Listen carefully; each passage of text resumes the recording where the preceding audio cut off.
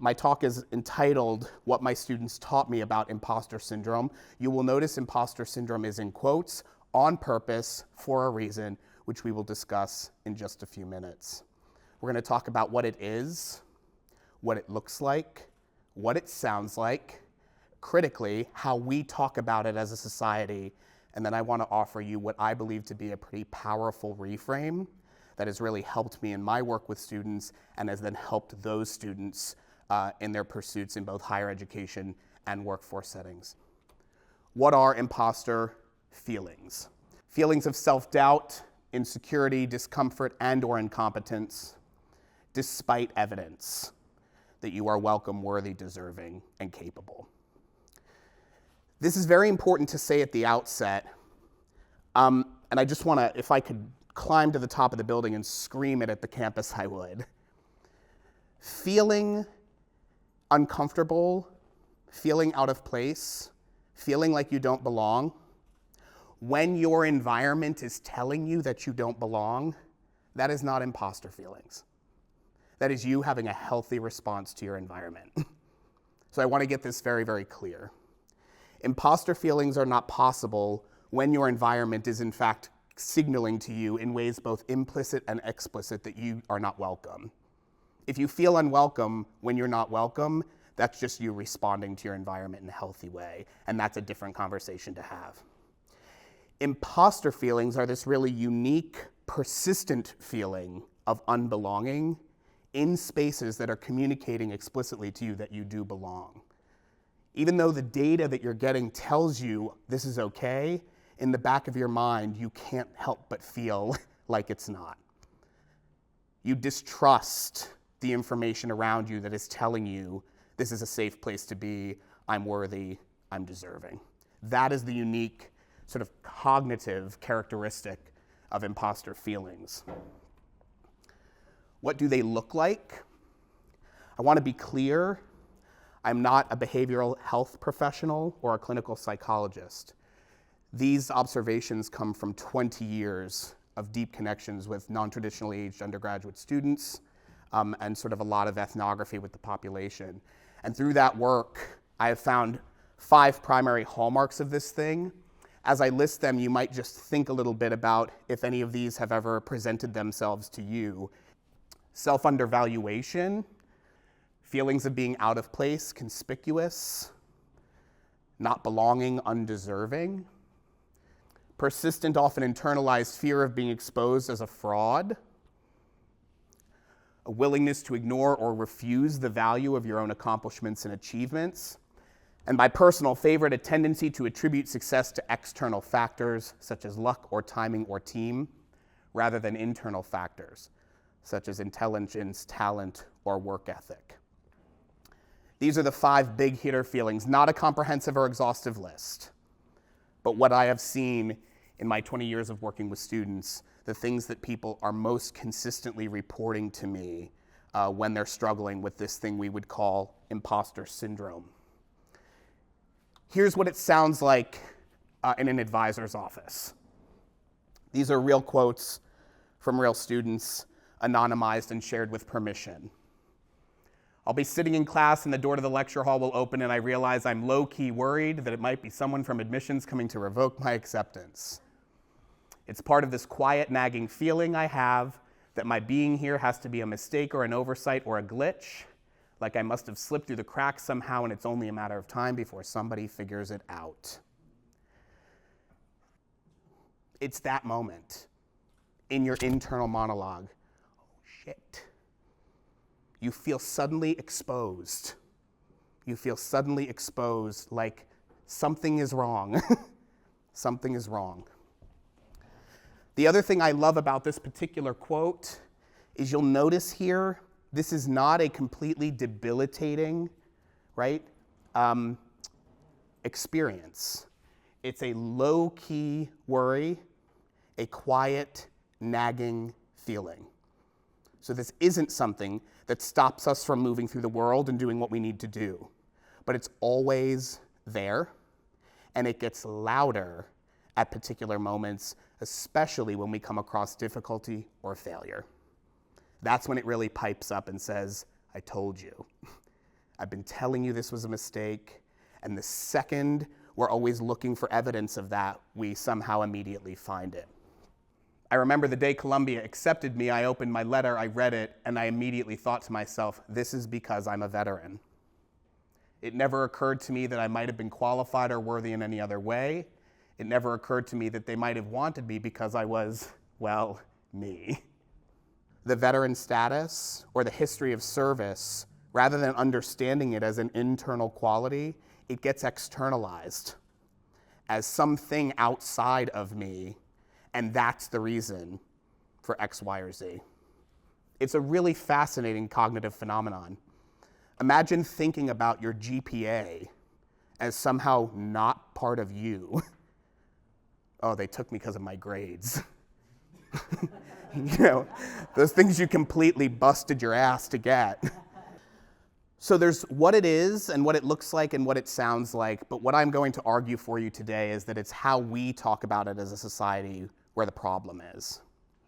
This, by the way, is a search for imposter phenomenon, not even imposter syndrome. How to fight back, how to battle the types of imposter syndrome, psychology today, how I cured myself of imposter syndrome. We even have this wonderful cottage industry of YouTube videos, the most ironic of which is how to cure imposter syndrome for pre-meds and medical students. Imposter syndrome causes, signs, symptoms, diagnosis. We talk about imposter syndrome two ways, either as a psychological phenomenon to be managed, mitigated, treated, or cured. That's the syndrome language that you're so familiar with. Not the name it was given when it was created, by the way, by two female faculty members in the 1960s who referred to it as imposter phenomenon. And then popular culture got a hold of it and said, syndrome's better. And we still, to this day, are much more likely to refer to it as a syndrome. If we're not, in the 80% of the time we talk about it as a psychological phenomenon to be managed, mitigated, treated, or cured, we are talking about it as a moral failing, as a negative personality trait, as a personal or professional liability. And in every case, if we are experiencing imposter feelings, or if we have imposter syndrome, it is of course incumbent upon us to solve that problem. Never mind why we're feeling it, never mind the environment we're in, right? This is a problem that we need to solve. And here's the thing about high-achieving people. All right, let's go. What do I have to do to solve it? And that's when you do this Google search. That's when you go to the American Psychological Association. And you see better language, by the way, imposter phenomenon, I like that. But you'll notice still, experts share why imposter feelings arise and how psychologists can overcome them and best help others with the same struggle. So we're still embattled. No matter what words we use, we're still embattled. My favorite, Harvard Business Review, you're not an imposter, you're actually pretty amazing, complete with a hybrid zebra unicorn with a rainbow horn. So I thought, I'm feeling good about this. This is what I've been saying. We got to find better ways to talk about this. Okay, Kess, I like your style. And then I read the summary, which you can't read in the back. Imposter syndrome is a battle that you can and with practice will win. Why is this deeply pathologized, super fraught way of thinking about this thing so prevalent? Why have we, as a culture, bought in so deeply to this notion that these things are bad and that we need to fix them as soon as possible? It's incumbent upon us to fix this brokenness. First of all, it's incredibly prevalent. Ironically or not, it's also more prevalent in high-achieving populations. There are multiple peer-reviewed studies to suggest meaningful negative impacts associated with imposter phenomenon, including pay gaps, achievement gaps, and persistence gaps in both educational and workforce settings, which means that people who report experiencing this thing are more likely to have negative outcomes associated with it. We also know that it is linked, not causation, but correlation between other wellness issues such as anxiety and depression, meaning we are more likely to see higher rates of anxiety and depression when people are also telling us they experience imposter feelings. And we know it's more prevalent among minority populations. And here, by that, I mean simply when someone can perceive a meaningful difference between themselves and the majority of the people around them. So what do we do about this? Do I give you a list of 4 or 5 steps that you're supposed to follow so you'll never experience imposter syndrome again? No. I don't think that that's how we do this. I think there's a better way. And it involves reimagining how these things work in the first place. And to do that, I'll just draw your attention to one of the most wonderful TED Talks on the internet with one of the least compelling titles for a TED Talk on the internet, How to Make Stress Your Friend. This is a very, very smart talk. If you have 14 minutes and 16 seconds, I highly recommend it. This is Professor Kelly McGonigal, who works at Stanford. She's a stress psychologist. She gives an extraordinary TED Talk about a career's worth of findings where she discovers that when people come to their stress psychologist for stress, what are they always looking for? Stress reduction, stress management, stress relief. Relieve my stress, help me manage my stress, help me mitigate my stress. And she started to realize over the course of her career that always being the first discussion immediately casts the stress response in a negative light, and that perhaps some of the outcomes people were experiencing from their stress outcomes wasn't about the stress itself, but was about their belief that the stress response was negative. In other words, not doing any stress education about the eustress curve, for example. She comes to the conclusion very intelligently and perhaps intuitively, when you change your mind about stress, you can change your body's response to stress.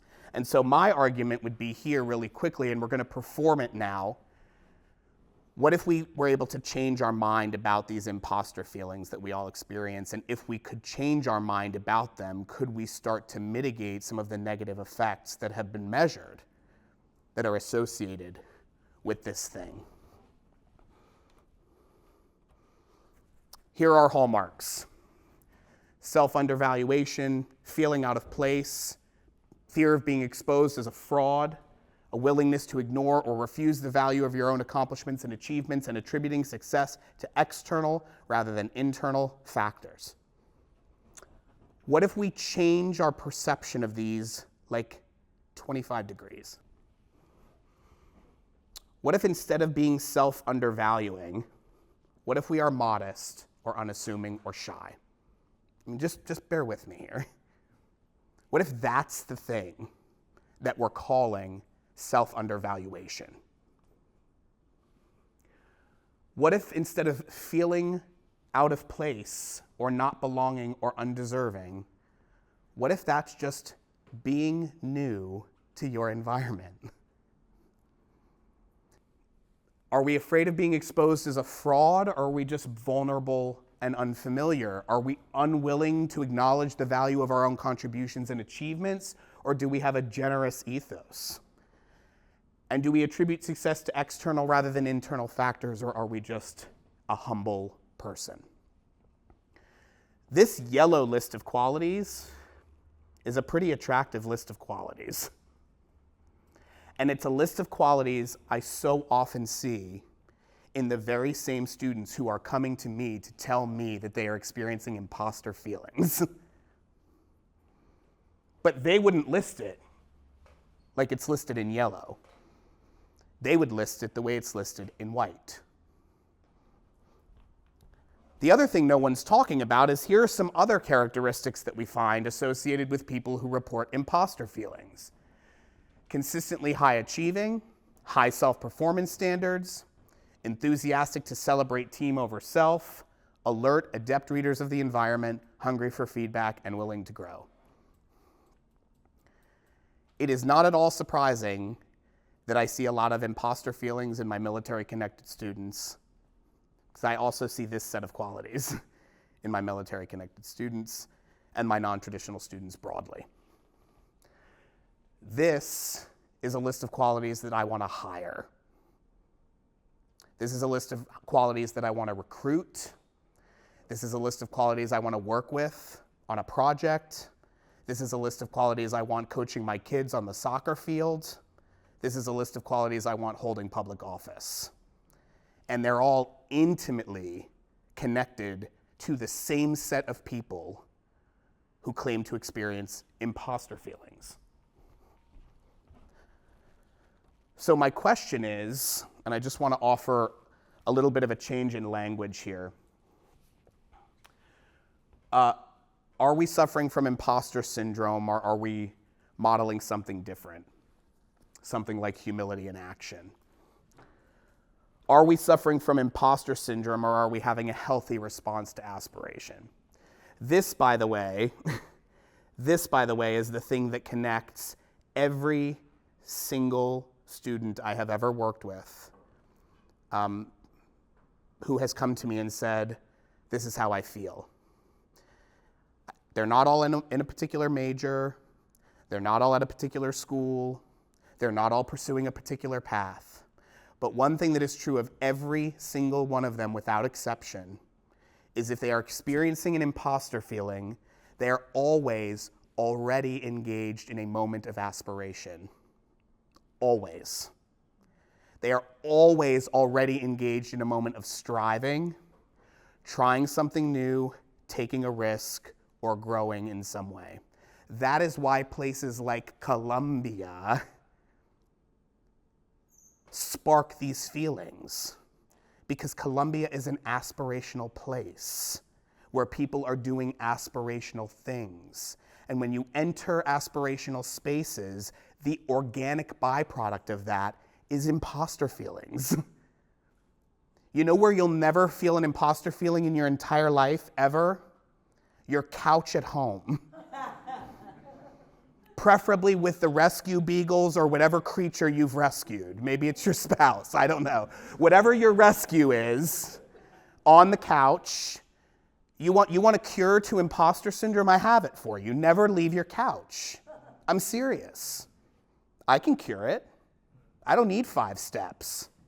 Never leave your couch. And watch Ted Lasso on repeat for the rest of your life. And you will never have an imposter feeling ever again. Because you are fully safe. Because that is not an aspirational place. And by the way, we have a little bit of an aspiration addiction in America. Like if we're not aspiring, we're immediately failing. Because I got up and I had a cup of coffee instead of getting on the Peloton, I'm the worst. Because for 2 seconds I wasn't aspiring actively. Right? Relax.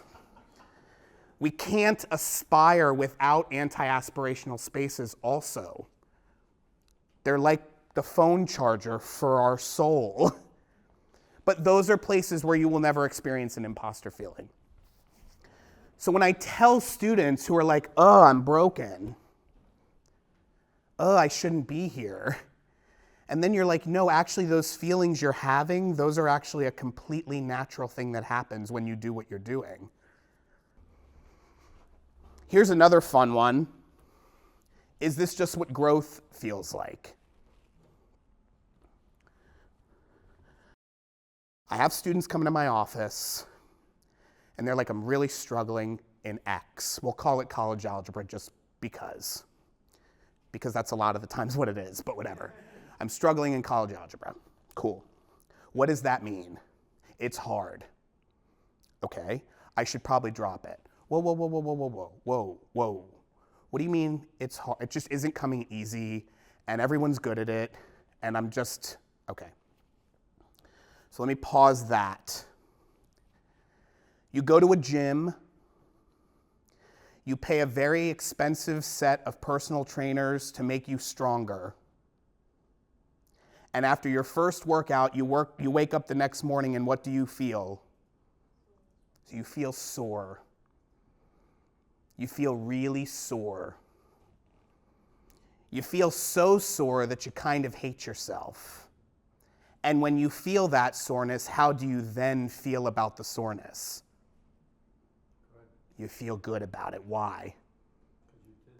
Because it's working. The discomfort is proof that you did something. Okay?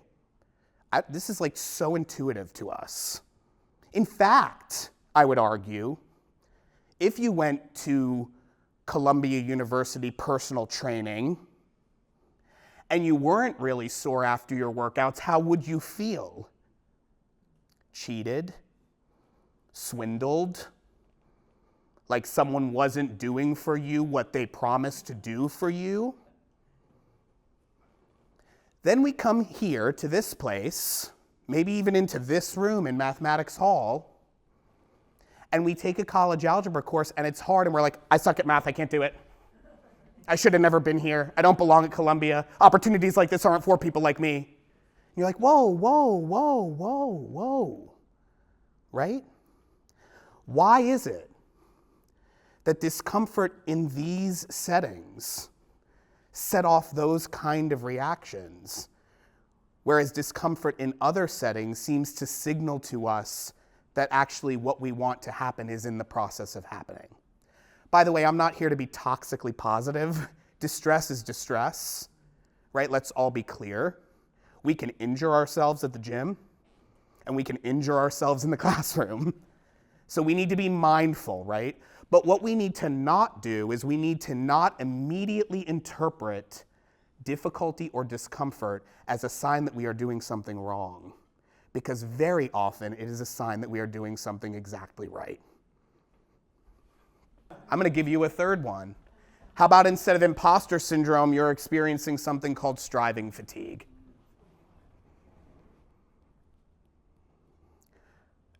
I studied English literature for a really long time, and I really do believe that the language that we use to talk about things has a profound effect on how people register them and the outcomes that we receive. And I think talking about striving fatigue is a much more productive way to think about imposter syndrome. And I think when you tell somebody that what they are experiencing is probably striving fatigue, I think it sets an entirely new context for having the discussion about what's next. I also just want to call your attention to Carol Dweck's work on growth mindset. If you're not adding yet to the end of your sort of understandable and reasonable complaints about what you can't do, and these are very often the types of things that my students say to me that are making them feel like maybe a place like this isn't for a person like them. In my area of work, there's a lot of misinformation about the broken veteran stereotype. It's one of the things that my colleagues and I at the Center for Veteran Transition and Integration are working very, very hard to provide better language for, not just here at Columbia, but across the United States. And I really, really do think that this becoming model is a much more productive way to think about the discomfort that comes with change and evolution. The work of becoming something different is hard work. If imposter syndrome is so bad, if imposter syndrome is a psychological phenomenon that needs to be managed, mitigated, treated, and cured, if we all need Oprah to tell us how to not have imposter syndrome anymore, then it must be really bad. And so my assumption would be, according to the logic of binary oppositions, that the opposite thing should be good. We'll use Tarzan logic. Imposter syndrome, bad. Opposite of imposter syndrome, good.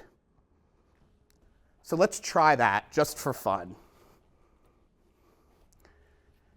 Instead of self-undervaluation, we now have overconfidence in the self. Instead of feeling out of place, we feel entitled to be where we are. We feel like we belong at every table we sit at. Instead of fear of being exposed as a fraud, they feel unself-conscious, self-assured, and smug. Instead of refusing their own accomplishments, they willingly ignore the value of other people's accomplishments in the interest of self-promotion, and they hoard credit for success. rather than attributing it to external factors. So let's pretend I didn't give you a reframe at all today. Let's pretend that the end of my speech was, this is imposter syndrome and it's okay to have it, which is not how I feel at all.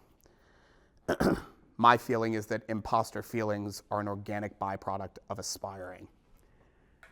But even if I did, what I would tell you here is that I would take the qualities in white every single time over the qualities in yellow. I would hire the imposter every day. I would recruit the imposter every day. I would rather be led by the imposter every day. If you look me up on LinkedIn, you'll see the word imposter in my description. Because I think we need to start owning this word in a little bit of a different way. And the last thing I'll say is that telling my students that what they are feeling is okay is probably the single most important intervention to them moving past it. The bad news is there is no cure. The great news is there is no cure. Thank you so much for your time, and I'd love to get questions if you have them.